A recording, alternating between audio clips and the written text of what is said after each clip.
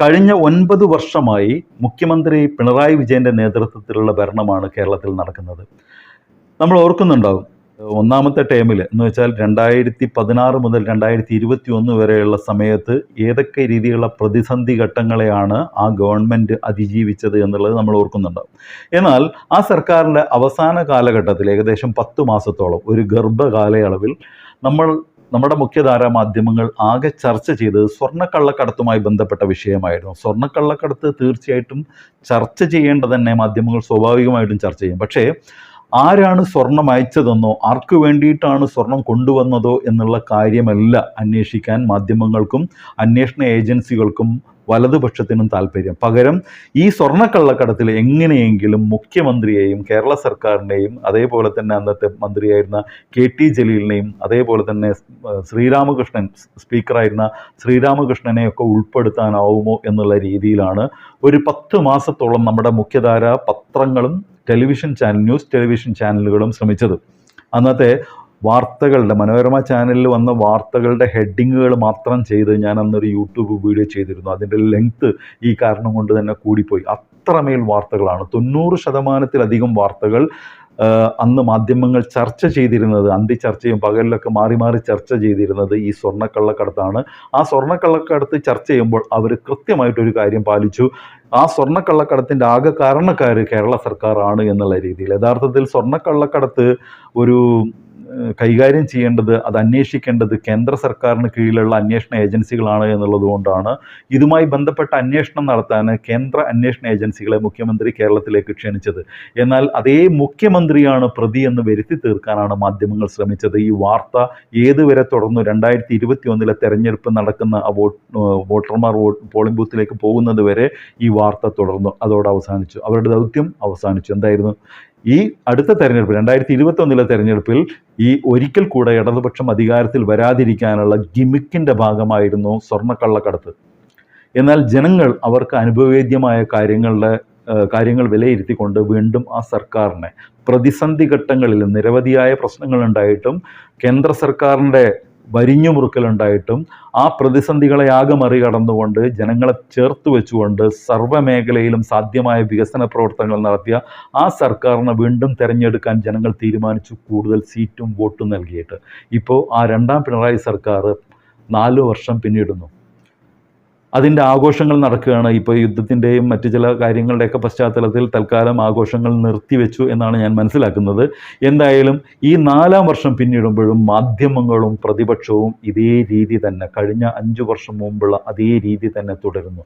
നുണകളുടെ ഘോഷയാത്രയാണ്. ഇത്തവണ സർക്കാർ നേടിയ നേട്ടങ്ങളെ ഇകഴ്ത്തി കാണിക്കാൻ വേണ്ടിയിട്ട് കള്ളക്കണക്കുകളും കള്ളപ്രസ്താവനകളുമായിട്ട് മാധ്യമങ്ങളും പ്രതിപക്ഷവും വരികയാണ്. അതിൻ്റെ ഭാഗമായിരുന്നു നമ്മുടെ വ്യവസായ സൗഹൃദ സംസ്ഥാനങ്ങളിൽ 1ാം സ്ഥാനത്തെത്തി എന്നുള്ള വാർത്ത നുണയാണ് എന്ന തരത്തിലാണ് പ്രതിപക്ഷ പാർട്ടി നേതാക്കളും അതേപോലെ തന്നെ മാധ്യമങ്ങൾ ശ്രമിച്ചത്.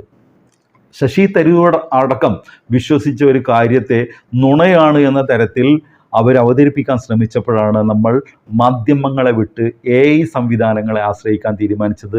ഒരാഴ്ച മുമ്പ് ഞാനൊരു വീഡിയോ ചെയ്തത് ജെമിനി എന്ന് പറയുന്ന AI സാങ്കേതികവിദ്യയുടെ സഹായത്തോടു കൂടി വസ്തുത അന്വേഷിക്കാനാണ് ശ്രമിച്ചത്. അന്ന് ഞാൻ പറഞ്ഞിരുന്നു, തുടർന്നുള്ള കാര്യങ്ങൾക്കും ഈ AI സാങ്കേതികവിദ്യയെ, ജെമിനി പോലുള്ള AI സാങ്കേതികവിദ്യയെ വസ്തുതകൾ അന്വേഷിക്കാൻ വേണ്ടി, സത്യമറിയാൻ വേണ്ടി നമുക്ക് ആശ്രയിക്കാമെന്ന്. അന്ന് ഈ വ്യവസായ സൗഹൃദ സംസ്ഥാനത്തിൽ 1ാം സ്ഥാനം കേരളത്തിന് ലഭിച്ചിട്ടുണ്ടോ എന്ന ചോദ്യത്തിനുള്ള കൃത്യമായ മറുപടിയാണ് ജെമിനി നമുക്ക് തന്നത്. അതുമായി ബന്ധപ്പെട്ട വീഡിയോ കാണാത്തവരുണ്ടെങ്കിൽ ആ വീഡിയോയുടെ ലിങ്ക് ഞാൻ ഈ വീഡിയോയുടെ ഡിസ്ക്രിപ്ഷൻ ബോക്സിനകത്ത് കൊടുക്കുക, അത് കാണാം.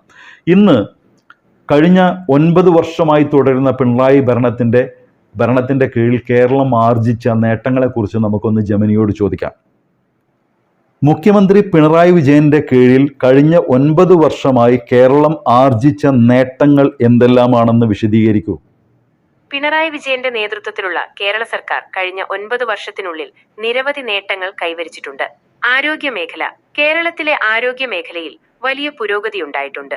കോവിഡ് മഹാമാരിയെ ഫലപ്രദമായി നേരിട്ടു. നിപ പോലുള്ള രോഗങ്ങളെ നിയന്ത്രിക്കാൻ സാധിച്ചു. ആരോഗ്യ മേഖലയിലെ അടിസ്ഥാന സൗകര്യങ്ങൾ മെച്ചപ്പെടുത്തി. വിദ്യാഭ്യാസ മേഖല. പൊതുവിദ്യാഭ്യാസ മേഖലയിൽ വലിയ മാറ്റങ്ങൾ വരുത്തി. വിദ്യാലയങ്ങളിൽ ഹൈടെക് സൗകര്യങ്ങൾ ഏർപ്പെടുത്തി. വിദ്യാഭ്യാസ നിലവാരം ഉയർത്താൻ സാധിച്ചു. സാമൂഹിക ക്ഷേമം. സാമൂഹിക ക്ഷേമ പെൻഷനുകൾ വർദ്ധിപ്പിച്ചു. ഭവന നിർമ്മാണ പദ്ധതികൾ നടപ്പിലാക്കി. ദാരിദ്ര്യ നിർമ്മാർജ്ജനത്തിനായുള്ള പദ്ധതികൾ ആവിഷ്കരിച്ചു. അടിസ്ഥാന സൗകര്യ വികസനം.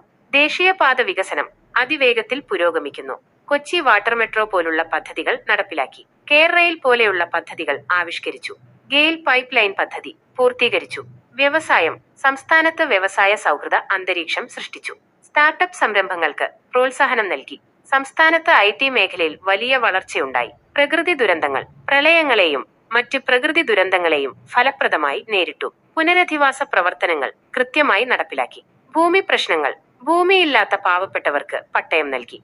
ഭൂമി പ്രശ്നങ്ങളിൽ വേഗത്തിൽ തീരുമാനമെടുത്തു. ഈ നേട്ടങ്ങൾ കൂടാതെ കേരളത്തിന്റെ സാമൂഹിക സാമ്പത്തിക രംഗങ്ങളിൽ വലിയ മാറ്റങ്ങൾ വരുത്താൻ ഈ സർക്കാർ ശ്രമിച്ചിട്ടുണ്ട്. ഇതാണ് വസ്തുത. ജെമിനി നമ്മളോട് കാര്യങ്ങൾ കൃത്യമായിട്ട് പറയുന്നുണ്ട്. തുടർന്നുള്ള ദിവസങ്ങളിലും ഇതുമായി ബന്ധപ്പെട്ട് കൂടുതൽ ഡീറ്റെയിൽസ്, മാധ്യമങ്ങൾ പടച്ചുവിടുന്ന നുണകളെ, അതേപോലെ തന്നെ പ്രതിപക്ഷം പടച്ചുവിടുന്ന അസത്യങ്ങളെയൊക്കെ പൊളിച്ചെടുക്കാൻ ജെമിനി പോലുള്ള AI ആപ്ലിക്കേഷനുകളെ തുടർന്നുള്ള വീഡിയോകൾക്കും നമുക്ക് ആശ്രയിക്കാം. മറ്റൊരു വീഡിയോ ആയിട്ട് വരുന്നവരെ എല്ലാവർക്കും ഗുഡ് ബൈ.